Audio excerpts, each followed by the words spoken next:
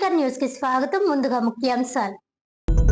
రాష్ట్ర ముఖ్యమంత్రి శ్రీ నారా చంద్రబాబు నాయుడు సమక్షంలో సరార్థన్ కాటన్ బ్యారేజీకి 117 నూతన వరద గేట్ల ఏర్పాటు పనులకు శంకుస్థాపన.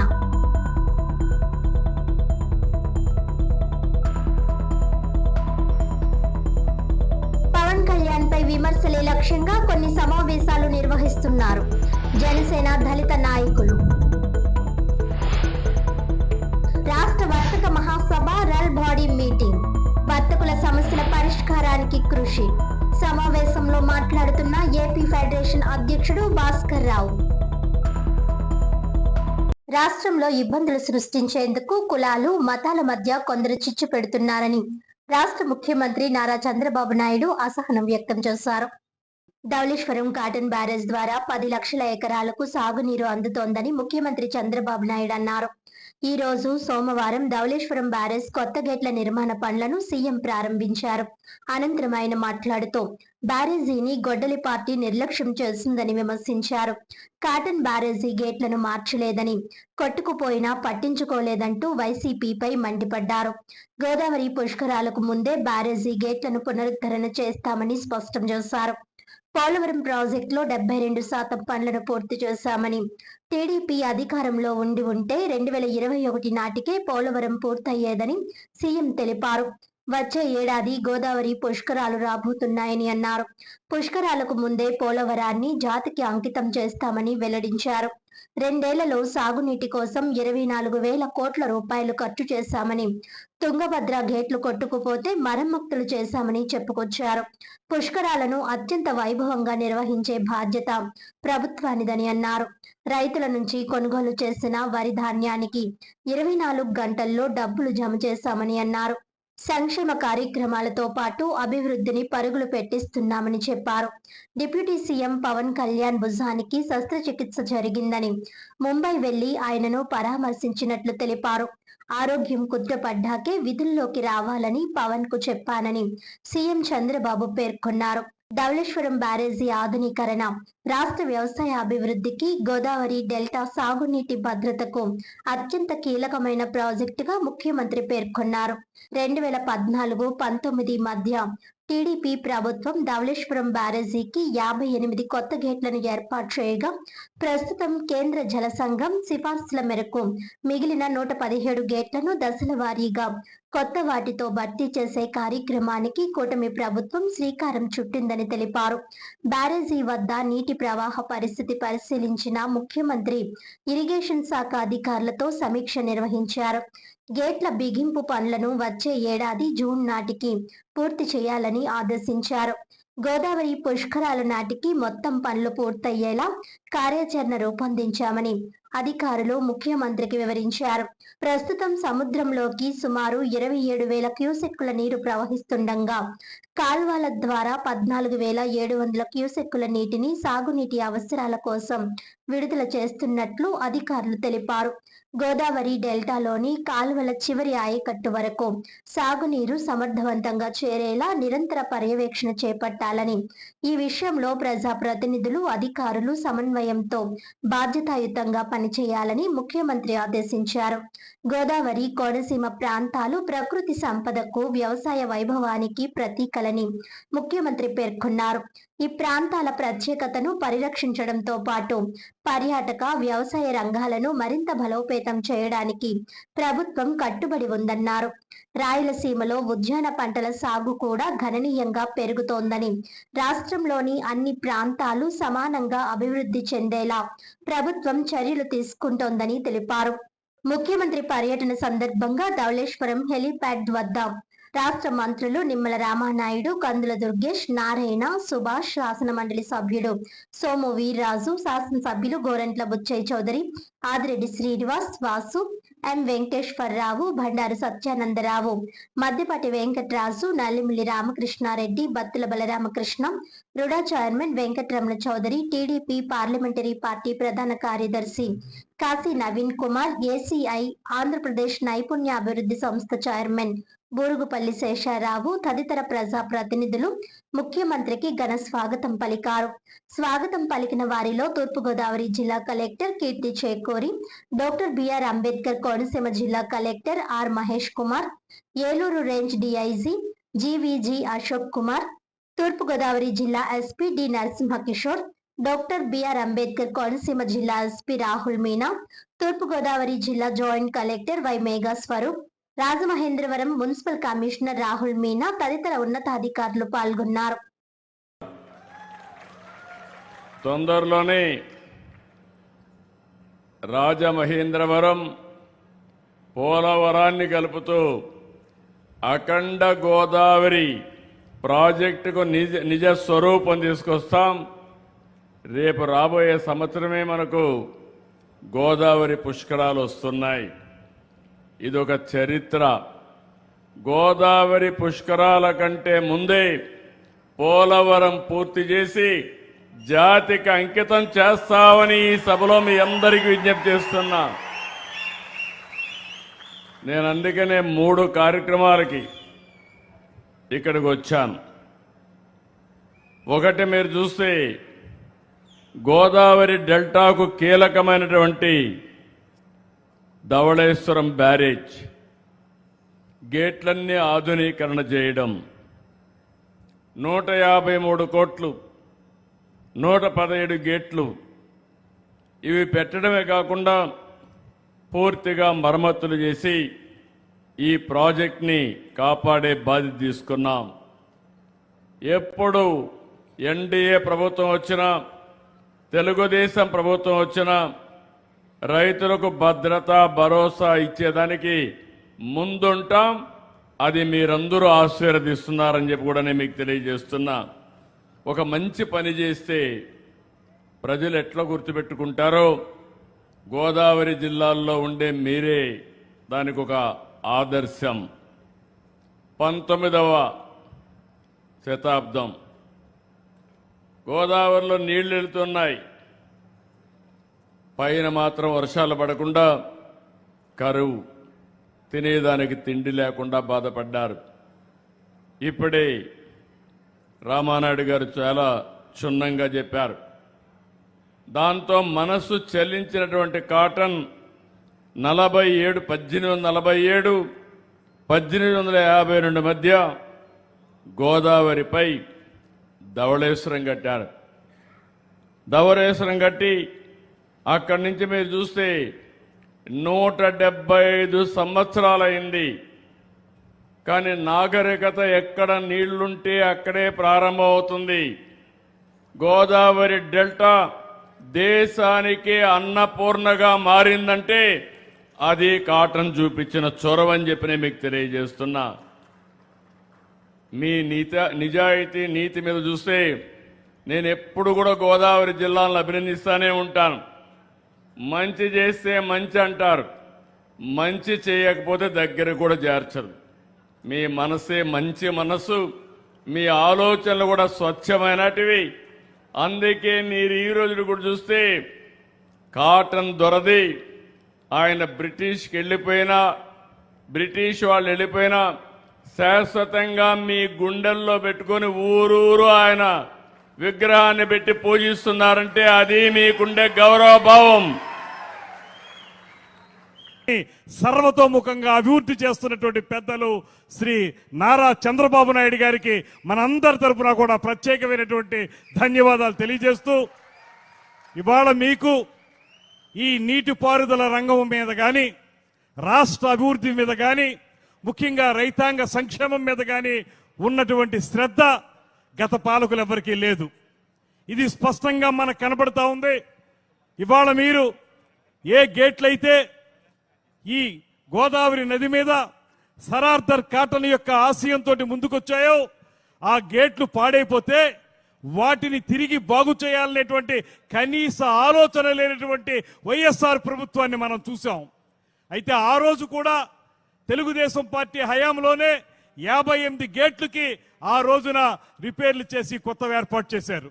అదేవిధంగా ఇప్పుడు మిగిలినటువంటి 117 గేట్లకి 150 కోట్ల రూపాయల నిధుల్ని వెచ్చించి వాటితోటి ఇవాళ కొత్తగా గేట్లు ఏర్పాటు చేయడం ద్వారా ఏదైతే ఈ ప్రాంతాన్ని సస్యశ్యామలం చేయాలనేటువంటి ఆలోచన మనందరం చేస్తున్నామో దాన్ని సాకారం చేస్తున్నటువంటి ఏకైక నాయకుడు శ్రీ నారా చంద్రబాబు నాయుడు గారు అనేటువంటి మాటని ఈ సందర్భంగా మనవి చేస్తూ, అటువంటి ఒక దార్శనికత ఉన్నటువంటి ముఖ్యమంత్రి కేవలం ఒక్క విషయమని కాదు, మా అదృష్టం వారితో కలిసి అనేక సందర్భాల్లో కేబినెట్ మీటింగులు కానీ ఇతర మీటింగుల్లో కొన్ని పాల్గొన్నప్పుడు మాకు అర్థమయ్యేటువంటి విషయం, ప్రతి సమస్యని క్షుణ్ణంగా పరిశీలించి అది రాయలసీమ, కోస్తాంధ్ర, ఉత్తరాంధ్ర ఏ ప్రాంతం అయినప్పటికీ కూడా అక్కడ ఉన్నటువంటి సమస్యల్ని ఆమూలాగ్రం కూడా పరిశీలించి వాటికి సరైనటువంటి పరిష్కారం చూపించగలిగేటువంటి ధీశాలి శ్రీ నారా చంద్రబాబు నాయుడు గారు అనేటువంటి మాటను కూడా ఈ సందర్భంగా మనవి చేస్తూ, ఇవాళ ఈ రాష్ట్రానికి ఒక అద్భుతమైనటువంటి నాయకత్వం ఉంది. ఈ దేశంలోనే గ్రేట్ విజనరీగా పేరు పొందినటువంటి శ్రీ నారా చంద్రబాబు నాయుడు గారు ముఖ్యమంత్రిగా, అదేవిధంగా పేదవాడి కోసం పార్టీని ప్రారంభించినటువంటి ఉప ముఖ్యమంత్రి పవన్ కళ్యాణ్ గారి నాయకత్వం మరో పక్కన, వీరిద్దరికీ పైన దేశంలోనే కాదు ప్రపంచంలోనే ఉక్కు మనిషిగా పేరు పొందినటువంటి నరేంద్ర మోడీ గారి యొక్క సహకారం, ఈ మూడు పార్టీలు కలిసి ఈ రాష్ట్రాన్ని సస్యశ్యామలం చేస్తున్నటువంటి శుభ సందర్భంలో మన ప్రాంతానికి విచ్చేసి ఇక్కడ ఉన్నటువంటి గోదావరి డెల్టా ఆధునీకరణ విషయం కానివ్వండి, లేకపోతే ఇక్కడ ఉన్నటువంటి గేట్లని కొత్తవి ఏర్పాటు చేయడం కానివ్వండి, అన్నిటికంటే మించి అన్నదాత సుఖీభవ అనేటువంటి పేరుతోటి రైతాంగ సంక్షేమం కోసం కృషి చేయటం కానివ్వండి, రైతు ఆరుగాలం శ్రమించి పండించినటువంటి ధాన్యం చివరి గింజ వరకు కూడా కొనుగోలు చేసి దానికి ఇచ్చేటువంటి ధనాన్ని వారి బ్యాంకు ఖాతాల్లో 24 గంటల లోపులోనే వేసేసేటువంటి మహత్తర కార్యక్రమం కానివ్వండి. మన స్థానికమైనటువంటి శాసనసభ్యులు, ఉభయ గోదావరి జిల్లాల శాసనసభ్యులు చంద్రబాబు నాయుడు గారి దృష్టికి ఈ గోదావరి జిల్లా ప్రజలు ఎదుర్కొన్నటువంటి ఈ డెల్టా మోడరేషన్ మీద ఆయన దృష్టిలో పెడితే, మొన్న రాష్ట్ర చరిత్రలో మొదటిసారిగా 36 ప్రాజెక్టులు ప్రాధాన్యత చంద్రబాబు నాయుడు గారు తీసుకుని ఆ 36 ప్రాజెక్టులు కూడా ఎప్పుడు ప్రారంభిస్తాం, ఎప్పుడు కంప్లీట్ చేస్తామంటూ దేశ చరిత్రలో ఒక ఇరిగేషన్ క్యాలెండర్ నే ముఖ్యమంత్రి చంద్రబాబు నాయుడు గారు రిలీజ్ చేస్తే, ఆ ఇరిగేషన్ క్యాలెండర్ 36 ప్రాజెక్టులో మన గోదావరి డెల్టా మోడరేషన్ కూడా ఒకటిగా చేర్చినటువంటి చంద్రబాబు నాయుడు గారికి ఈ యొక్క గోదావరి జిల్లా రైతు బిడ్డగా నేను కూడా ఆయనకి హృదయపూర్వకమైనటువంటి ధన్యవాదాలు కూడా మనందరి తరపున కూడా తెలియజేసుకుంటున్నానని చెప్పి మీ ద్వారా తెలియజేసుకుంటూ, మరి అదేవిధంగా మనందరం కూడా ధాన్యం మనందరికీ తెలుసు, గత 5 సంవత్సరాల గొడ్డల పార్టీ పాలనలో 6 గాలం పగలనక రాత్రనక ఎండనక వాననక 6 గాలం కష్టపడి పంట పండిస్తే ఆ పండించినటువంటి పంట ధాన్యం అమ్ముకోవాలని అంటే మనందరం కూడా చూసేవాళ్ళం. రైస్ మిల్లుల దగ్గర 2 కిలోమీటర్లు 3 కిలోమీటర్లు బారులు తీరి ట్రాక్టర్లు లారీలు, కొంతమంది రైతులైతే ట్రాక్టర్లకి జాకీలు పెట్టేవారు. జాకీలు పెట్టారేంటని అడిగితే, మేము ఈ ట్రాక్టర్ లోడ్ తీసుకొచ్చి 5 రోజులైంది, ట్రాక్టర్లు టైర్లు పోతాయని చెప్పి జాకీలు పెట్టుకుని పగలు రాత్రి అన్నం లేకుండా ఆ రైతులు డ్రైవర్లు ఆ రైస్ మిల్లుల దగ్గరే పడి గాపులు కాసినటువంటి పరిస్థితి గత 5 సంవత్సరాల గొడ్డల పార్టీలో మనం చూస్తాం. ఆ రోజు కూడా ప్రతిపక్ష నాయకుడిగా చంద్రబాబు నాయుడు గారు ఇటు రాజమండ్రి, కొవ్వూరు, నిడదవోలు, అమలాపురం, రామచంద్రాపురం 5 రోజులు ఇక్కడే కూర్చుని గవర్నమెంట్ ధాన్యం కొనుగోలు చేయకపోతే ఆయన తణుకులో 14-15 కిలోమీటర్లు సైతం మన్ను టెండల్లో పాదయాత్రలు సైతం చేసి ఆ రోజు మన కల్లాలలో ఉన్నటువంటి ధాన్యం కొంతమేర నా ప్రభుత్వం కొనుగోలు చేసిగలిగింది అంటే ఆ రోజు ప్రతిపక్ష నాయకుడిగా చంద్రబాబు నాయుడు గారు చేసినటువంటి కృషి. కానీ ఈ రోజు మనం చూస్తూ ఉన్నాం, అటువంటి ఇబ్బందులు ఎక్కడా లేకుండా ఈ 2 సంవత్సరాల్లో మీకు నచ్చినటువంటి మిల్లుకు, మీకు నచ్చినటువంటి ఊరికి మనం ధాన్యం తోలుకుంటూ ఉన్నాం. రాష్ట్రంలో కులమత విద్వేషాలను రెచ్చగొట్టే ప్రయత్నాలపై జనసేన పార్టీ రాజమండ్రి ఇన్ఛార్జ్ అత్తి సత్యనారాయణ, అనుశ్రీ తీవ్ర ఆందోళన వ్యక్తం చేశారు. దళిత క్రైస్తవుల పేరుతో నిర్వహిస్తున్న కొన్ని సమావేశాలు అసలు లక్ష్యాన్ని పక్కన పెట్టి రాజకీయ వేదికలుగా మారుతున్నాయని, ముఖ్యంగా ఉప ముఖ్యమంత్రి పవన్ కళ్యాణ్ పై వ్యక్తిగత విమర్శలు చేయడమే వాటి ఉద్దేశ్యంగా కనిపిస్తోందని ఆరోపించారు. ఈ సందర్భంగా అత్తి సత్యనారాయణ మాట్లాడుతూ, కొందరు వ్యక్తులు హిందువుల ఆరాధ్య దైవమైన శ్రీరాముడిపై అభ్యంతరకర వ్యాఖ్యలు చేయడంతో పాటు దేశ వ్యతిరేక నక్సలైట్లకు అనుకూల ధోరణిలో మాట్లాడుతున్నారని విమర్శించారు. గత వైసీపీ ప్రభుత్వ హయాంలో జరిగిన వివాదాస్పద అంశాలపై ఎప్పుడూ స్పందించని వారు ఇప్పుడు పవన్ కళ్యాణ్ విమర్శించేందుకు సమావేశాలు నిర్వహిస్తున్నారని ఆరోపించారు. తాడేపల్లిగూడెంలో పవన్ కళ్యాణ్ జగన్ పై చేసిన రాజకీయ వ్యాఖ్యల అనంతరం 2024 ఎన్నికల ఫలితాలను జీర్ణించుకోలేక కొందరు ఈ తరహా కార్యక్రమాలు చేపడుతున్నారని అన్నారు.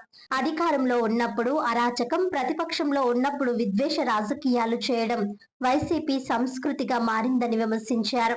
అనంతరం మాట్లాడిన జనసేన దళిత నాయకులు, ఇటీవల దళిత క్రైస్తవ సమావేశం పేరుతో జరిగిన కార్యక్రమంలో క్రైస్తవ సమాజ సమస్యల కంటే పవన్ కళ్యాణ్ పై విమర్శలకే ఎక్కువ ప్రాధాన్యం ఇవ్వడం బాధాకరమని అన్నారు. ఉప ముఖ్యమంత్రి పవన్ కళ్యాణ్ త్వరగా కోలుకొని ప్రజల్లోకి రావాలని ఆకాంక్షించారు. ఎస్సీ, ఎస్టీ, బీసీ విద్యార్థులకు సమాన అవకాశాలు కల్పించాలనే ఆలోచనతో పవన్ కళ్యాణ్ పనిచేస్తున్నారని, మారుమూల ప్రాంతాల అభివృద్ధికి కృషి చేస్తున్న నాయకుడని కొనియాడారు. పవన్ కళ్యాణ్ పై అసభ్యంగా మాట్లాడుతున్న వారిని ప్రజలు గమనిస్తున్నారని, తమ సంస్కారాన్ని దృష్టిలో పెట్టుకొని సంయమనంతో వ్యవహరిస్తున్నామని తెలిపారు. అవసరమైతే రాజకీయంగా ఎదుర్కొనేందుకు సిద్ధంగా ఉన్నామని హెచ్చరించారు. ప్రభుత్వానికి, సమాజానికి అవమానం కలిగించేలా సమావేశాలు నిర్వహించడం సరికాదని, ప్రతి ఒక్కరూ పరస్పర గౌరవాన్ని కాపాడుకుంటూ మత సామరస్యాన్ని పరిరక్షించాలని సమావేశం ద్వారా విజ్ఞప్తి చేశారు. ఈరోజు ప్రశ్న రావణ్ అన్న వ్యక్తి ఆయన మీద ఉపా చట్టం పెట్టారంటే పవన్ కళ్యాణ్ గారిని తిట్టారని పెట్టలే. ఆయన ఏ విధంగా మాట్లాడాడో మొత్తం అందరికీ తెలుసు. హిందువుల ఆరాధ్య దైవం రాముణ్ణి, అలాగే మొత్తం ఒక టెర్రరిస్టు సంబంధించిన వాళ్ళకి సపోర్టుగా, నక్సలైట్లకి సపోర్టుగా ఏ విధంగా మాట్లాడాడు అన్నది అందరూ చూస్తూనే ఉన్నారు. ఇటువంటి మతోన్మాదుల్ని ఎవరు పెంచి పోషిస్తున్నారు? ఏ విధంగా వీళ్ళకి ఎక్కడి నుంచి డబ్బులు వస్తున్నాయి? అసలు వీళ్ళు ఎవరు? వీళ్ళు ఒక్కలైనా సరే సమాజ సేవ ఎవరికైనా చేశారా? ఎవరికైనా సహాయం పడ్డారా? వీళ్ళు సోకాల్ రావణ్, కృష్ణారావణ్ కానీ, ఈ ప్రకాష్ రాజ్ కానీ, ఈ జడా శ్రవణ్ కానీ, వీళ్ళు దళిత క్రైస్తవులని ఉద్ధరిందారని సభ పెట్టి వాళ్ళ గురించి కనీసం ఎవరైనా ఒక్క మాట మాట్లాడారా? వాళ్ళకి ఏ విధంగా సేవ చేయాలని చూసారా? గతంలో వైసీపీ ప్రభుత్వంలో ఎన్ని చర్చలు, ఎంతమందికి అప్పచెప్పారు వాళ్ళకి కావాల్సిన వాళ్ళకి? రాష్ట్రంలో వాటి గురించి అయినా మాట్లాడారా? మాట్లాడరు. వీళ్ళ ఏజెండా ఒకటే, పవన్ కళ్యాణ్ గారిని తిట్టడం. దానికి కారణం ఏంటి? ఎప్పుడైతే తాడేపల్లిగూడెం సభలో శ్రీ పవన్ కళ్యాణ్ గారు జగన్ నిన్న పాతాలో నౌకానికి తొక్కేస్తానని ఎప్పుడైతే అన్నారో, అదేవిధంగా 2024 ఎలక్షన్లో జరగడం, అది చూసి తట్టుకోలేక అసలు ఈ సోకాల్ వైసీపీ నాయకులకి నిద్ర పడుతుందో లేదో అర్థం కావట్లే. ఏ విధంగా అయినా సరే రాష్ట్రాన్ని అధికారంలో ఉన్నప్పుడు అరాచకం, ప్రతిపక్షంలో ఉన్నప్పుడు విధ్వంసం. ఇది గొడ్డల పార్టీ చరిత్ర. వర్తకుల సమస్యలను ప్రభుత్వం దృష్టికి తీసుకువెళ్లి వాటి పరిష్కారానికి AP federation chamber of commerce and industry నిరంతరం కృషి చేస్తోందని ఫెడరేషన్ రాష్ట్ర అధ్యక్షుడు వక్కలగడ భాస్కర్ రావు తెలిపారు. ఆదివారం నగరంలోని మెయిన్ రోడ్ లో ఉన్న ఛాంబర్ ఆఫ్ కామర్స్ భవనంలో రాష్ట్ర, నగర ఫెడరేషన్ల సంయుక్త ఆధ్వర్యంలో రాష్ట్ర వర్తక మహాసభతో పాటు కార్యవర్గ సమావేశం నిర్వహించారు. ఛాంబర్ అధ్యక్షుడు తవ్వ సూర్యనారాయణమూర్తి రాజా అధ్యక్షతన జరిగిన ఈ సమావేశంలో భాస్కర్ రావు మాట్లాడుతూ వర్తక వర్గం ఎదుర్కొంటున్న పన్నుల సమస్యలను ప్రస్తావించారు. ధాన్యం, బియ్యం, జీడి గింజలు, జీడిపప్పు, కొబ్బరి బొండాలు, కొబ్బరికాయలపై రాష్ట్ర ప్రభుత్వం మార్కెట్ ఫీజ్ సెస్ విధిస్తోందని, ఒకే వస్తువుపై 2 సార్లు పన్ను విధించడం వ్యాపారులకు భారంగా మారిందని అన్నారు. ఈ 2 పన్నుల్లో ఒకదాన్ని మినహాయించాలని ప్రభుత్వాన్ని కోరుతున్నామని చెప్పారు. అదేవిధంగా అమరావతిలో ట్రేడ్ హబ్ కోసం 500 ఎకరాల భూమిని కేటాయించాలని ప్రభుత్వాన్ని అభ్యర్థించినట్లు తెలిపారు. ఈ సమావేశంలో ఫెడరేషన్ ప్రధాన కార్యదర్శి సత్యనారాయణ, కన్వీనర్ శ్రీనివాస్, జిల్లా చైర్మన్ వెంకట సుబ్బరాయుడు, నగర ఛాంబర్ గౌరవ కార్యదర్శి శ్రీనివాస్, మాజీ అధ్యక్షుడు సూర్యప్రకాష్ రావు, ఏపీ క్రెడాయ్ చైర్మన్ శ్రీనివాస్ తదితరులు పాల్గొన్నారు. ప్రభుత్వానికి మెయిన్ ఇన్కమ్ వస్తుంది. అటువంటి వచ్చినప్పుడు వర్తకులకి ఇబ్బందులు లేకుండా ఏ సమస్య వచ్చినా వెంటనే పరిష్కరించేలాగా ఛాంబర్లు, ఫెడరేషన్లు అవి పనిచేస్తుంటాయి. ఒక రాజమండ్రి ఛాంబర్ ఆఫ్ కామర్స్లో రాష్ట్రంలో 2017లో జిఎస్టీ వచ్చినప్పుడు బహుశా ఉమ్మడి రాష్ట్రంలో ఏ ఛాంబర్ పెట్టిన విధంగా ఈ రాజమండ్రి ఛాంబర్ ఆఫ్ కామర్స్ 36 సెమినార్లు కండక్ట్ చేసి వర్తకులకి ఎన్నో అవగాహన సదస్సులు కల్పించిందని చెప్పడానికి సకాలంగా చెప్తున్నాం. అలాగే ఛాంబర్ 2017లో జిఎస్టీ వచ్చిన దగ్గర నుంచి ఈనాడు 9 ఏళ్ళు అయ్యింది. 9 ఏళ్ళు అయినా సరే ఎన్నో సమస్యలు ఉన్నాయి. ఇంకా అవి అంతంగా ఆరంభంగా ప్రతి సంవత్సరం సమస్యలు వస్తూ ఉంటాయి. మనకి రాష్ట్రం మొత్తం మీద జిఎస్టీ సమస్యలు వచ్చినప్పుడు ప్రభుత్వానికి తెలియడానికి ఒక జిఎస్టీ అడ్వైజరీ కమిటీ ఉంటుంది. దాంట్లో మన ఫెడరేషన్ అధ్యక్షులు ఒక్కరండి భాస్కర్ రావు గారు ఆ అడ్వైజరీ కమిటీ అని చెప్పడానికి మేము సకాలంగా వీలవ్వాలి. ఈనాడు ముఖ్యంగా నా టైంలో గోల్డెన్ జూబ్లీ ఫంక్షన్ చేశాం. ఆనాడు ఉన్న ముఖ్యమంత్రి చంద్రబాబు నాయుడుతో గోల్డెన్ జూబ్లీ ఫంక్షన్ చేశాం. అలాగే ఆనాడు ఎప్పటి నుంచో పెండింగ్ ఉన్న బిల్డింగ్ చుట్టూ కూడా నైరుతి మూల అన్ని ఖాళీ అన్నీ కూడా ఫిలప్ చేసి బిల్డింగ్ కట్టడం కూడా జరిగింది. అయితే తర్వాత మరి మనకి 96 నవంబర్ 6వ తారీఖున ఉప్పుని వచ్చింది. ఆ ఉప్పునికి మన జిల్లా కాకినాడ ప్రాంతంతో పశ్చిమ గోదావరి జిల్లా బాగా ఎఫెక్ట్ అయింది. ఆ ఎఫెక్ట్ అయినప్పుడు మరి మన ఛాంబర్ తరఫు నుంచి ఆనాడు 64 సంఘాలు ఉండి ఈ సంఘాలందరితో కూడా మరి వారందరికీ కూడా ప్రతిరోజు కూడా సేవా కార్యక్రమాలు మెటీరియల్ పోగు చేసి తీసుకెళ్ళి కింద కోనసీమలో ఈ ఎఫెక్ట్ అయిన ఏరియాకి వితరణ చేసేవాడు మన ఛాంబర్ తరఫున. ముఖ్యంగా మరి ఛాంబర్ అంటే మరి ప్రాణం బొమ్మన్ రాజ్కుమార్ గారిని సందర్భంగా మా రాజకాంతురాలని రాజ్కుమార్ గారిని ఈ సందర్భంగా మర్చిపోవాడు. రామచంద్రరాజు ఇలాంటి కార్యక్రమాలు చాలా పట్టుదలగా చాలా బాగా చేయించేవాడు. ఆ వేళ కోనసీమలో ఎఫెక్ట్ అయిన ప్రతి చోట కూడా మన సంఘ సభ్యులందరితో కూడా మాది కన్స్ట్రక్షన్ రంగం. ఇది మేము కూడా ఛాంబర్లో రాజమహేంద్రవరం ఛాంబర్లో భాగంగా అనుబంధంగా వస్తున్నాం. అయితే మనం వర్తకులుగా అసోసియేషన్గా ఉండి మాట్లాడుకుంటున్న సందర్భంలో పార్టీలకు అతీతంగానే ఉండాలి. అక్కడ సమస్యలు మాత్రమే చూడాలి, సమస్య పరిష్కారం కొరకు మాత్రమే ప్రయత్నం చేయాలి అనేది మనందరికీ తెలిసిన విషయం. కానీ ఎప్పుడు కూడా గుర్తుపెట్టుకుని వెళ్ళాల్సిన అవసరం. ఈ రోజున ప్రభుత్వాలు ఓటు బ్యాంకు ఏ పార్టీ అయినా కూడా ఓటు బ్యాంకు వ్యవహారంగానే రాజకీయాలు జరుగుతున్న సందర్భంలో మరి సంక్షేమ పథకాలకు ఎక్కువగా మొగ్గు చూపుతున్నటువంటి నేపథ్యంలో రాష్ట్ర ఆర్థిక పరిస్థితులు, కేంద్ర ఆర్థిక పరిస్థితులు తీసుకున్నట్లయితే సరిపోవట్లేదు.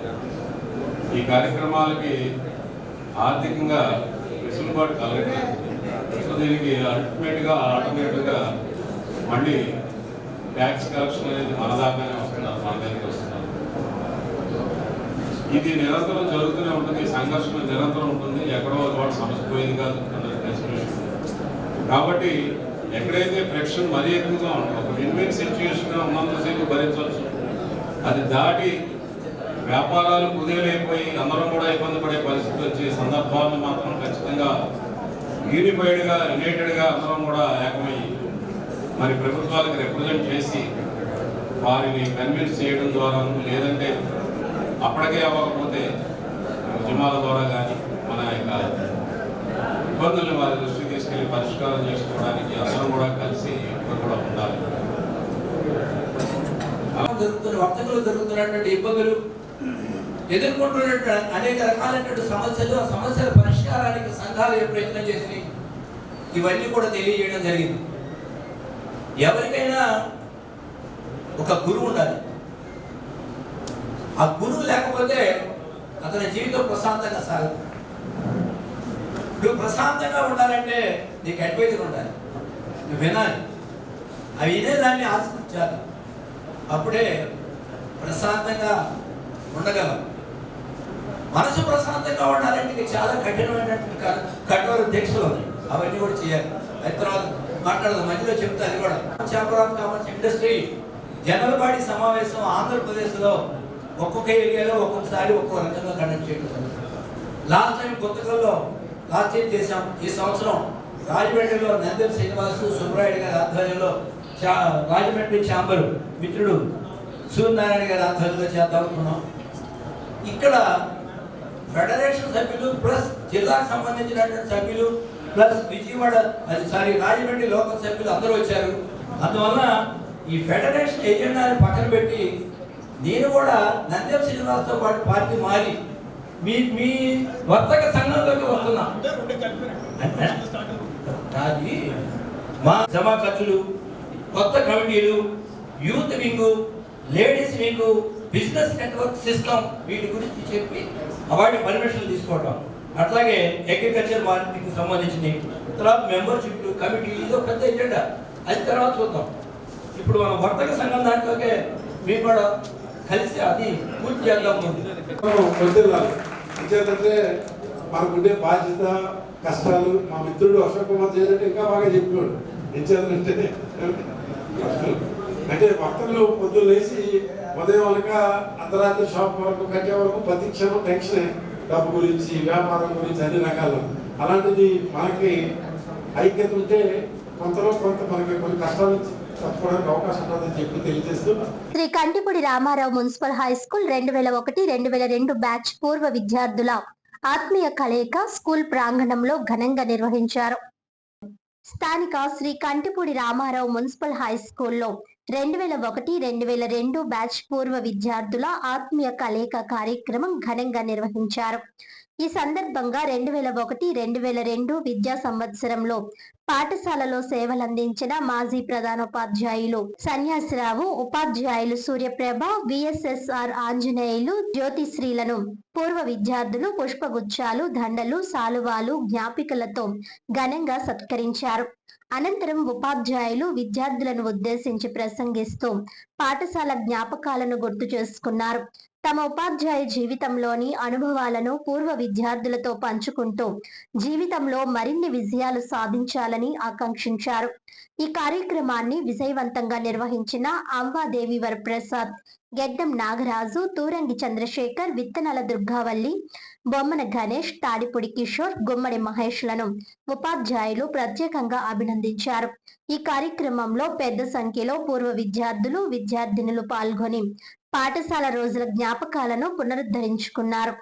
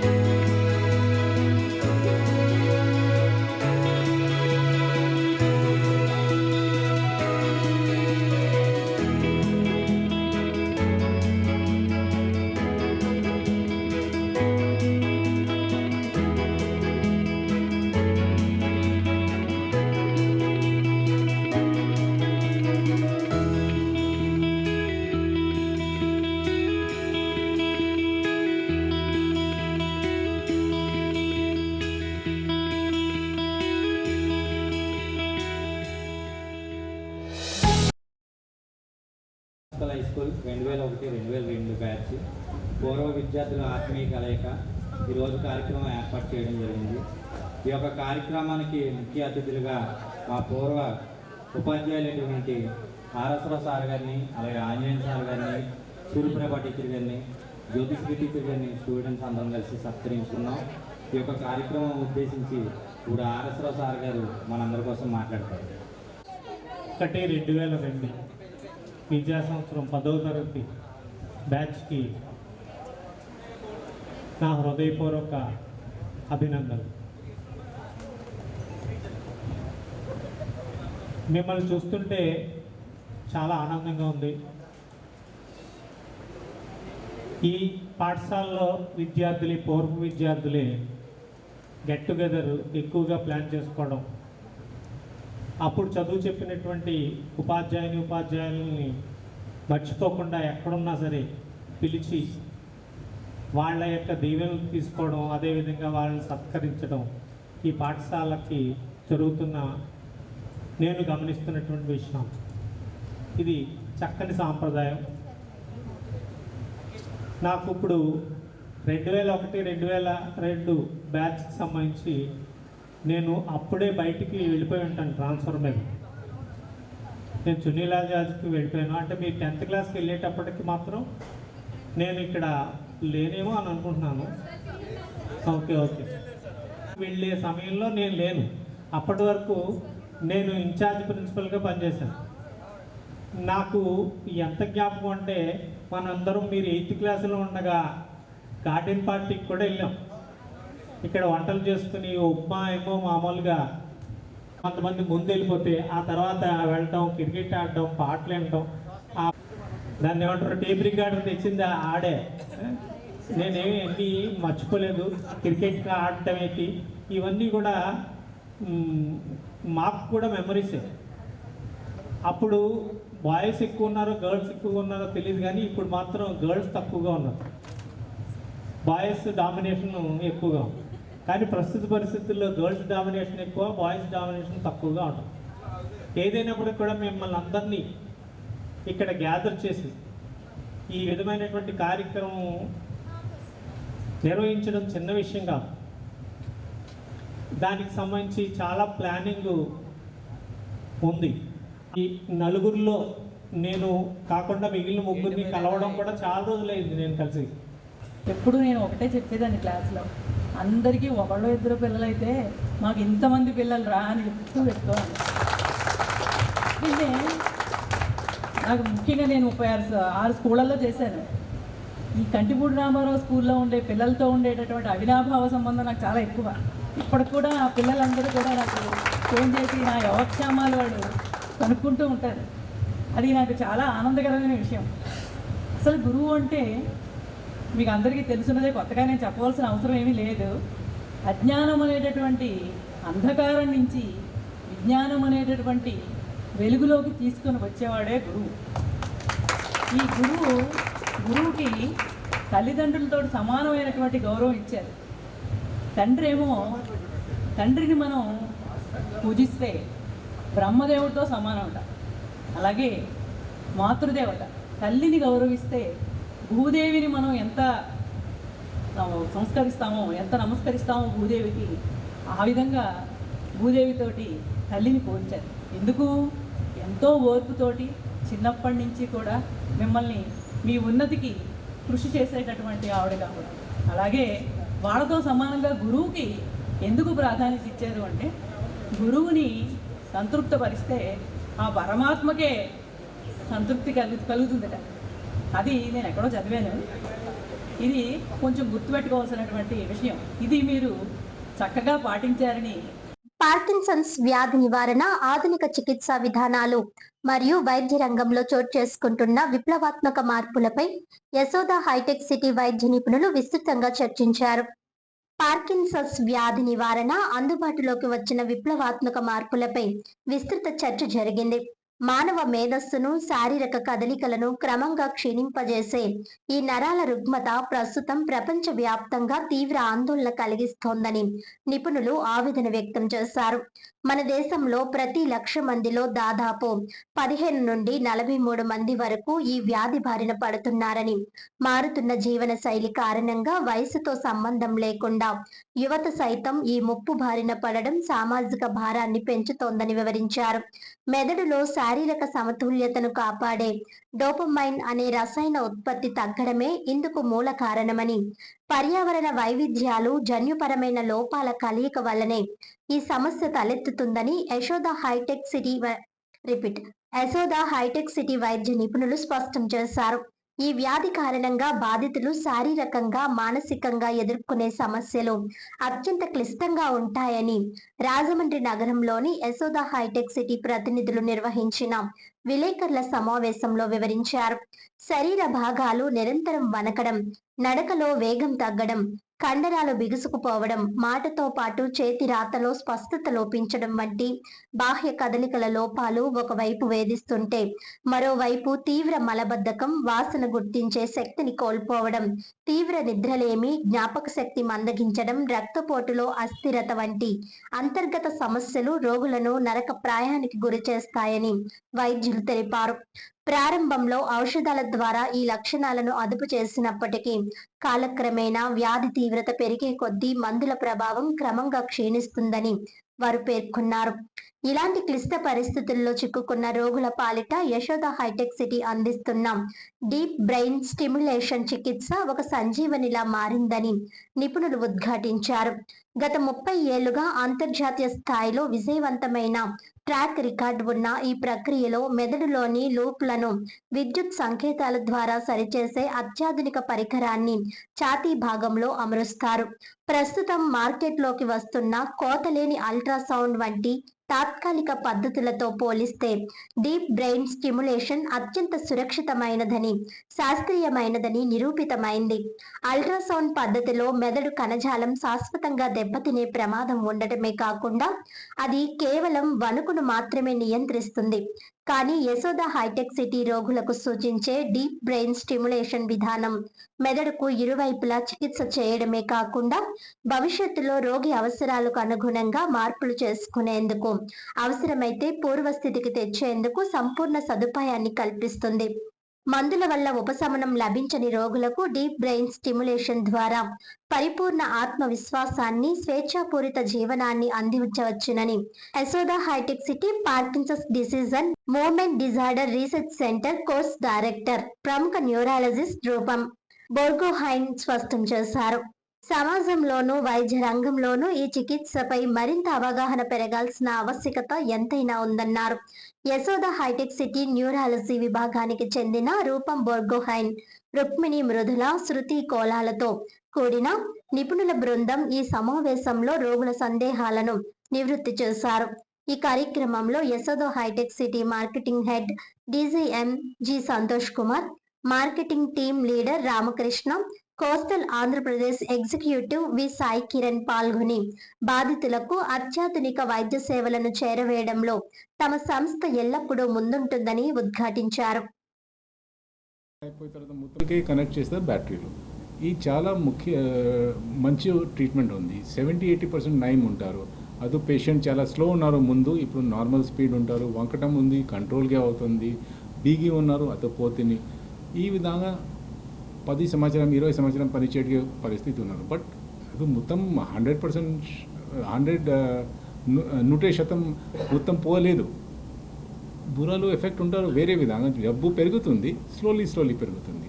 సో కొంచెం 15 సంవత్సరం చాలా మంచిగా ఉన్నారు, తర్వాత ఘోరంగా ఉంటారు. సో ఈ పరిస్థితిలో ఏదో పేషెంట్ చాలా నయం ఉంటారు. సో ఈ ట్రీట్మెంట్ చాలా ముఖ్యం ఉంటారు మొత్తం ప్రపంచంలో. సో అలా అప్ అండ్ డౌన్ ఫ్లక్చువేషన్స్ అవ్వడంతో ఈ అంటే సైడ్ అంటే వేరే చోట కూడా ఎఫెక్ట్ అవ్వడం వల్ల సైడ్ ఎఫెక్ట్స్ ఎక్కువ అవుతాయి. సో సైడ్ ఎఫెక్ట్స్ అనేది కొంచెం కన్ఫ్యూజన్, అయోమయంగా, మనిషి లేకపోయినా కూడా ఎవరో ఉన్నట్టు కనిపించడం, హాలుసినేషన్స్ అంటాం, కొంచెం భ్రమలు రావడము. సో అలా కాకుండా జ్ఞాపక శక్తి తక్కువ అవ్వడము, వెయిట్ తగ్గిపోవడము, ఆకలి తక్కువైపోవడం, నోరు చేదవ్వడం, బీపీ డ్రాప్ అవ్వడము, చక్కెర కళ్ళు తిరగడము, ఇవన్నీ కూడా సైడ్ ఎఫెక్ట్స్ ఆఫ్ మెడిసిన్స్. అలా ఉన్నప్పుడు మనం దీని బదులుగా సర్జరీ చేస్తే బెస్ట్, బ్రెయిన్ పేస్ మేకర్ అని. సో దీన్ని బ్రెయిన్ పేస్ మేకర్ అంటే కంటిన్యూస్గా నడుస్తూనే ఉంటుంది 24 గంటలు స్టిమ్యులేషన్. అది బ్యాటరీ మళ్ళీ చేంజ్ చేయాల్సి వస్తుంది. ఈ ఆల్మోస్ట్ ఇప్పుడు 25 సంవత్సరాల నుంచి బ్రెయిన్ పేస్ మేకర్ పెడుతూనే ఉన్నారు. డాక్టర్ రుక్మిణి గారు యాక్చువల్లీ ఫస్ట్ ఇనిషియల్ నిమ్స్లో ఫస్ట్ ఈ ప్రోగ్రామ్ స్టార్ట్ చేసింది. ఆల్మోస్ట్ ఇండియాలో ఇక్కడ చిత్తూరు అండ్ బాంబే, ఇవి 3 చోట్ల యాక్చువల్లీ స్టార్ట్ అయింది అప్పుడు 2000 ప్రాంతంలో. అప్పటి నుంచి సార్ అక్కడ ఇనీషియల్గా చేసి తర్వాత రిటైర్ అయినాక బయటకు వచ్చినప్పుడు యశోద హాస్పిటల్ చేస్తున్నారు. సో ఇది ఆల్మోస్ట్ ఇక్కడ సార్ దగ్గర అయితే ఇంకా 1000 మంది 1000 పేషెంట్స్ పైన ఉన్న వాళ్ళు ఉన్నారు యాక్చువల్లీ చేయించుకున్నవాళ్ళు. ఆ పరిక్రియ చేంజ్ ఈ 25 సంవత్సరాలు బాగా డెవలప్ అయింది. The equipment also has become better. Surgical procedures చాలా ఈజీ అయిపోయినాయి, రిస్క్ చాలా తక్కువ ఉన్నాయి. సో అవన్నీ ఇంప్రూవ్మెంట్ వచ్చే కొద్దీ ఇంకా పేషెంట్స్కి బాగా లాభం వస్తుంది. ఇప్పుడు ఇంకా అడాప్టివ్ డిబిఎస్, సెన్సింగ్ కెపాసిటీ, అలాంటి కొత్త కొత్త టెక్నాలజీ డిబిఎస్ పేస్ మేకర్లో కూడా యాడ్ చేయొచ్చు. యాడ్ చేసినవి వచ్చినాయి యాక్చువల్గా. సో అవన్నీ ఇప్పుడు ఈ రీసెంట్గా కొత్తగా ఉన్నాయి. సో అవి వేసుకుంటే అంటే డిబిఎస్ బ్రెయిన్ పేస్ మేకర్ చేస్తే పేషెంట్ బాగా అవుతారు. ఇది పార్కిన్సన్స్ జబ్బు. రాజమండ్రి విక్రమ్ హాల్లో గోదావరి సింగర్స్ క్లబ్ ఆధ్వర్యంలో మల్లెల వేళ అల్లరి వేళ సినీ సంగీత విభావరి జరిగింది. రాజమహేంద్రవరం స్థానిక విక్రమ్ హాల్లో గోదావరి సింగర్స్ క్లబ్ ఆధ్వర్యంలో మల్లెల వేళ అల్లరి వేళ పేరుతో సినీ సంగీత విభావరి ఘనంగా నిర్వహించారు. ఈ కార్యక్రమం Samanvay foundation chairperson James Watt సౌజన్యంతో డాక్టర్ సతీష్ పర్యవేక్షణలో singer and organiser Markandeya events నిర్వహించిన నా గొంతు శృతిలోన 10వ విభాగం పాటల కార్యక్రమం జరిగింది. ఈ సందర్భంగా సింగర్స్ రాయుడు చంద్రకుమార్, డాక్టర్ రామరాజు, భరత్ చంద్ర, ఎంటపల్లి ఆనంద్, శ్రీరాజ్, శ్రీనుబాబు, గోపి తన మధుర గానంతో ప్రేక్షకులను అలరించారు.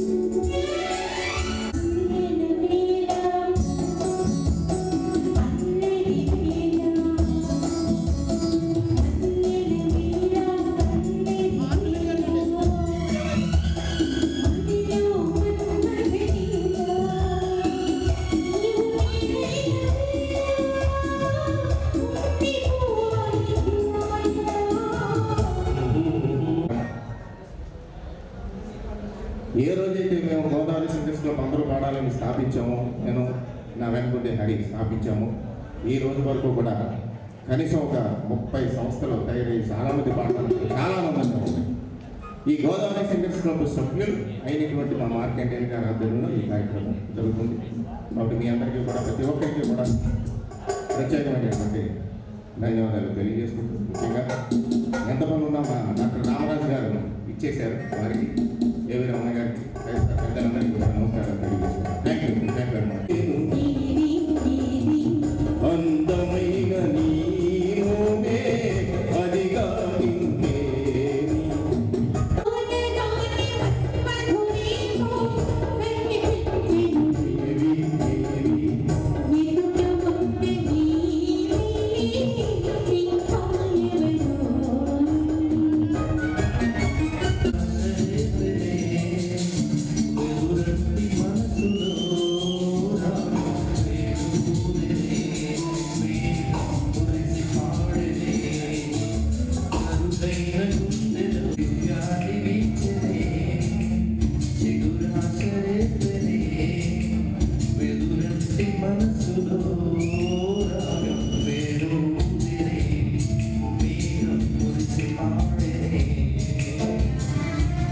సంగీతాన్ని అతి కష్టసాధ్యమైన సాహిత్యం, అంతే కష్టతరంగా సంభవించిన సంగీత సాహిత్యానికి చక్కని మెలోడీ గాత్రాన్ని అందించినటువంటి రామరాజు గారికి, డాక్టర్ గారికి హృదయపూర్వక ధన్యవాదాలు తెలియజేసుకుంటూ మా కార్యక్రమం గురించి వారి ఒక చిన్న దివ్యమైన ఆశీస్సులు అందిస్తారని. గత ఎన్నికల్లో కూటమి ప్రభుత్వం ఇచ్చిన హామీ మేరకు రజకులు ఆర్థికంగా, రాజకీయంగా, సామాజికంగా ముందుకు సాగేందుకు ఎస్సీలో చేర్చడం ఒక్కటే మార్గమని రాజమండ్రిలో జరిగిన రౌండ్ టేబుల్ సమావేశంలో పలువురు రజక సంఘం రాష్ట్ర నాయకులు అభిప్రాయం వ్యక్తం చేశారు. స్థానిక గోదావరి గడ్డున ఉన్న త్యాగరాజ నారాయణ దాస సేవా సమితిలో రాజమండ్రి పట్టణ రజక సేవా సంఘం ఆధ్వర్యంలో రాష్ట్రంలోని అన్ని జిల్లాల నుంచి హాజరైన రజకుల ఐక్యత రౌండ్ టేబుల్ సమావేశం 5 ఆదివారం నిర్వహించారు. ఈ సమావేశంలో రజక చైతన్య సేవా సంఘం అధ్యక్షుడు కాకినాడ రామారావు, ఎస్సీ సాధన సమితి కన్వీనర్ అక్కనపల్లి లక్ష్మయ్య, రాష్ట్ర నాయకులు బాలయ్య తదితరులు మాట్లాడారు. రజకులను ఎస్సీలో చేర్చుతామని చంద్రబాబు ఎన్నికల సభలోనూ నారా లోకేష్ యువగలం పాదయాత్రలోనూ హామీ ఇవ్వడం జరిగిందన్నారు. రజకులకు ఎస్సీ హోదాతో మాత్రమే సమాజంలో రక్షణ లభిస్తుందని, విద్య, ఉపాధి, ఉద్యోగాలు లభిస్తాయని అన్నారు. 19 రాష్ట్రాల్లో 3 కేంద్రపాలిత ప్రాంతాల్లో రజకులు ఎస్సీలుగా ఉన్నారని, ఇక్కడ మాత్రం రజకులను బీసీలుగా పరిగణిస్తున్నారని ఆందోళన వ్యక్తం చేశారు. రజకులను ఎస్సీలో చేర్చే ప్రక్రియను సమర్థవంతంగా నిర్వహించే బాధ్యత ముఖ్యమంత్రి నారా చంద్రబాబు నాయుడే తీసుకోవాలని, ఆయన తలుచుకుంటే వెంటనే అసెంబ్లీలో తీర్మానం చేసి కేంద్ర ప్రభుత్వంపై ఒత్తిడి తెచ్చి ఎస్సీ హోదా సాధించగలరని పేర్కొన్నారు. వెంటనే దీనిపై అధ్యయనానికి సమయ పాలనలో కూడిన కమిషన్ వేసి రజకులకు న్యాయం చేయాలని విజ్ఞప్తి చేశారు. రజకులకు ఎస్సీ హోదా సాధించడానికి మాత్రమే రాష్ట్ర వ్యాప్తంగా రౌండ్ టేబుల్ సమావేశాలు నిర్వహిస్తున్నామని, ఇది కూటమి ప్రభుత్వానికి, టీడీపీకి వ్యతిరేకంగా నిర్వహిస్తున్నట్టు కొందరు చేస్తున్న విమర్శలను తప్పుబట్టారు. ఈ సమావేశాల్లో చాలా మంది టీడీపీ నాయకులు కూడా పాల్గొంటున్నారని, రజకులకు ఎస్సీ హోదా సాధించాలన్న ఏకైక లక్ష్యంతో అందరూ ఐక్యంగా ముందుకు సాగాలని పిలుపునిచ్చారు. రజకులను ఎస్సీలో చేర్చుతారనే నమ్మకంలో గడిచిన ఎన్నికల్లో కూటమి ప్రభుత్వానికి పెద్ద ఎత్తున తామంతా ఓట్లేసి గెలిపించామన్న విషయాన్ని గ్రహించి తమకు న్యాయం చేయాలని కోరారు. ఈ సమావేశంలో రాజమండ్రి పట్టణ రజక సేవా సంఘం అధ్యక్షుడు బొమ్మదేవర శ్రీనివాసరావు, శాశ్వత గౌరవ అధ్యక్షులు పాలమూర్తి వెంకట్రావు, నందమూరి శ్రీనివాస్, కడిమి అప్పారావు, బొండపల్లి గణేష్, తాటిపాక వెంకటేశ్వరరావు, పాలకవర్గ సభ్యులు పాల్గొన్నారు.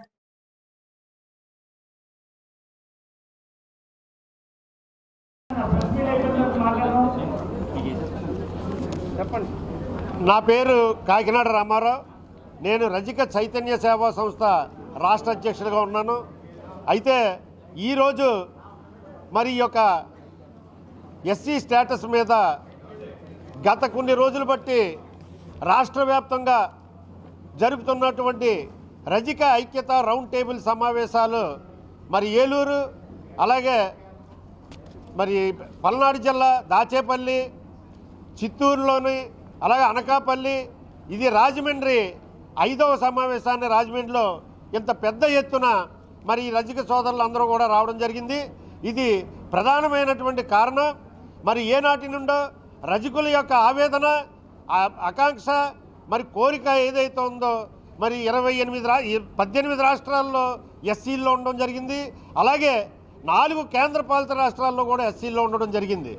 ఎక్కడా కూడా రజకుడి యొక్క జీవన విధానం అన్ని చోట్ల కూడా దేశవ్యాప్తంగా ఒకే రకంగా ఉంటుంది. దాని గురించి మరి పక్కన ఉన్నటువంటి ఒరిస్సా రాష్ట్రంలో మరి ఎస్సీల్లో ఉన్నారు, ఇక్కడ బీసీల్లో ఉన్నారు. ఇక్కడ అమ్మాయి వెళ్ళి మరి అక్కడ ఒరిస్సా వెళ్ళేసరికి ఎస్సీ అవుతుంది, అక్కడ అమ్మాయి వచ్చి ఇక్కడికి వచ్చేసరికి బీసీగా మిగిలిపోతుంది. ఇది మాకు అనేక రకాలైనటువంటి ఆర్థికంగా, సామాజికంగా అన్ని రకాలుగా కూడా మా యొక్క రజక జాతి నష్టపోతుందని చెప్పేసి ఎస్సీ జాబితాలో కలపమని చెప్పేసి మా యొక్క డిమాండ్. ఈ డిమాండ్ తప్పనిసరిగా కూడా మరి గత పాలకులైనటువంటి మరి ఎవరైతే గత పరిపాలనలో ఉన్నటువంటి వ్యక్తులు ఎవరైతే ఉన్నారో ఇది కంటిన్యూషన్ ఇస్తామని చెప్పేసి ఎస్సీ జాబితాలో చేరుస్తామని చెప్పేసి చెప్పడం జరుగుతుంది. అయితే ఇప్పుడున్నటువంటి ప్రభుత్వం కూడా ఎలక్షన్ ముందు మరి నారా చంద్రబాబు నాయుడు గారు రజకుల్ని ఎస్సీ జాబితాలో కలుపుతానికి నా ప్రయత్నం నేను తప్పనిసరిగా కూడా పూర్తిగా సహాయ సహకారాలు అందిస్తానని చెప్పేసి ఆయన బీసీ బహిరంగ సభలో చెప్పడం జరిగింది. అదే రకంగా బీసీ డిక్లరేషన్లో కూడా పెట్టడం జరిగింది. మరి దానిని మేము పురస్కరించుకుని మా రజకులంతా కూడా మహాప్రభు మీరు తప్పనిసరిగా కూడా రజకుల యొక్క ఆరాధ్య దైవంగా మిగులుతారు, మీరు తప్పనిసరిగా కూడా మా ఏదైతే కోరిక ఉందో దాన్ని తప్పనిసరిగా కూడా ఎస్సీ జాబితాలో కలపండి అని చెప్పేసి మేము అందరం కూడా మరి ముఖ్యమంత్రి వర్యులు నారా చంద్రబాబు నాయుడు గారిని మేము విన్నవించుకుంటున్నాం. పత్రికా విలేకరులకు అందరికీ హృదయపూర్వకమైనటువంటి నమస్కారాలు తెలియజేస్తూ ఈ ముఖ్యంగా ఆంధ్రప్రదేశ్ రాష్ట్ర ముఖ్యమంత్రి నారా చంద్రబాబు నాయుడు గారికి 5వ రౌండ్ టేబుల్ సమావేశం రజక సంఘాలందరి తరపున ముఖ్యమంత్రి గారికి విజ్ఞప్తి. ఆంధ్రప్రదేశ్లో తెలుగుదేశం పార్టీ వ్యవస్థాపకులైనటువంటి నందమూరి తారక రామారావు స్థాపించినటువంటి ఈ యొక్క పార్టీలో రామారావు గారు మొట్టమొదటిసారిగా రజకులు ఆర్థికంగా సామాజికంగా అన్ని రంగాల్లో వెనకబడినారని చెప్పని మొట్టమొదటిసారిగా కేంద్రానికి ఈ రాష్ట్రంలో రజకులు ఎస్సీ జాబితాలో చేర్చవలసిన అవసరం ఉందని చెప్పని గుర్తించినటువంటి నందమూరి తారక రామారావు గారు చేశారు. అదే పాలసీని చంద్రబాబు నాయుడు గారు కూడా ప్రతిపక్షంలో ఉన్నప్పుడు తప్పనిసరిగా తెలుగుదేశం పార్టీ దాన్ని ముందుకు కొనసాగిస్తూ నేను అధికారంలోకి వస్తే ఈ రాష్ట్రంలో రజకుల్ని ఎస్సీ జాబితాలో చేర్చేదానికి అధ్యయన కమిటీ వేసేసి అసెంబ్లీ తీర్మానం చేసి కేంద్రానికి పంపుతా అని చెప్పని స్పెషల్గా ప్రకటించడం జరిగింది. ఆ తర్వాత అధికారంలోకి వచ్చిన తర్వాత అదే మాట నిలబెట్టుకున్నటువంటి ముఖ్యమంత్రి గారు గవర్నర్ ప్రసంగంలో చెప్పారు, మహానాల్లో తీర్మానం చేశారు. అదేవిధంగా ఆంధ్ర యూనివర్సిటీ ప్రొఫెసర్స్ని 3 కమిటీని వేసేసి 50 లక్షల రూపాయలు నిధులు మంజూరు చేయడం జరిగింది. మా దురదృష్టం ఏంటంటే ఎన్నికలు వచ్చిన దానివల్ల నోటిఫికేషన్ ఇచ్చిన దానివల్ల 3 జిల్లాలు తిరిగిన తర్వాత ఆ కమిటీ ఆగిపోయింది. మరి ఆ తర్వాత ముఖ్యమంత్రి జగన్మోహన్ రెడ్డి గారు వచ్చిన తర్వాత రజకుల యొక్క స్థితిగతుల గురించి కానీ రజకులకు వేసినటువంటి అధ్యయన కమిటీని కానీ పట్టించుకోకుండా గాలికి వదిలేయడం జరిగింది. మళ్ళీ చంద్రబాబు నాయుడు గారు వస్తేనే రజకుల తలరాతలు మారుతాయని చెప్పని రజక సంఘం అధ్యక్షుడు బొమ్మదేవర శ్రీనివాసరావు గారు ఆధ్వర్యంలో ఈ రోజున సమావేశం నిర్వహించడం జరిగింది. మరీ ముఖ్యంగా అజెండా రజకులను ఎస్సీ జాబితాలో చేర్చాలి. గౌరవ ముఖ్యమంత్రి వర్యులు శ్రీ నారా చంద్రబాబు నాయుడు గారు కూడా ప్రభుత్వం అధికారంలోకి వస్తే రజకులను ఎస్సీ జాబితాలో చేర్చే బాధ్యత నాది అని హామీ ఇచ్చారు. కేంద్రంతో అలయన్స్ ఉంది కాబట్టి రజకులను బాధ్యతని తీసుకుంటానని పలుమార్లు ఇచ్చిన హామీ ఈ రోజున అమలు చేయాలని రజక రౌండ్ టేబుల్ సమావేశం నిర్వహించడం జరిగింది. ఈ కార్యక్రమానికి సుమారు ఈ రాజమహేంద్రవరంలో 1000 మంది వరకు జనాభా రావడం జరిగింది. మరీ ముఖ్యంగా ఏదైతే హామీ ఇచ్చారో రజకులను ఎస్సీ జాబితాలో చేర్చాలి అనే ఒక డిమాండ్పై ఈ సమావేశం నిర్వహించడం జరిగింది. ఈ కార్యక్రమానికి వచ్చిన ప్రతి ఒక్కరికి పేరున ధన్యవాదాలు తెలియజేస్తూ జై రజక జై రజకుల ఐక్యత, రజకుల ఐక్యత, రజకుల ఐక్యత. వార్తలను ముఖ్యాంశాలు మరోసారి. రాష్ట్ర ముఖ్యమంత్రి శ్రీ నారా చంద్రబాబు నాయుడు సమక్షంలో సరార్థన్ కాటన్ బ్యారేజీకి 117 నూతన వరద గేట్ల ఏర్పాటు పనులకు శంకుస్థాపన.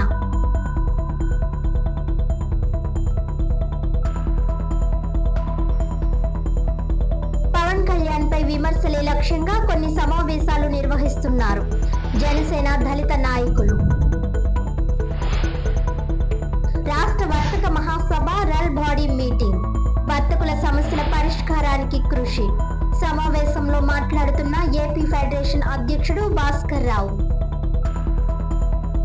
ఈనాటి వార్తలు ఇంతటితో సమాప్తం. తిరిగి వచ్చే బులెటిన్ లో మళ్ళీ కలుద్దాం. అంతవరకు సెలవు. నమస్కారం.